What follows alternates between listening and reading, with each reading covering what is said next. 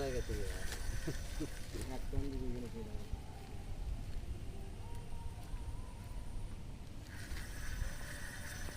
ঠিক আছে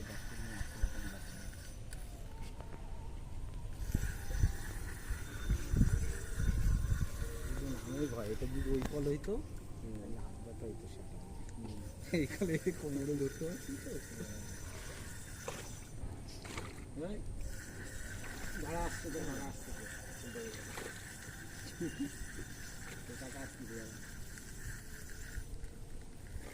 জলে নামতে হবে এটা যদি সারাইতে হয় মানে এই রানিং নাই জলে নাই না আসতে হবে ওইখান দিয়ে আনতে হবে জলে নাই না দুই হাত দিয়া এর ধরতে হবে তারপরে কাটা সারাইতে হবে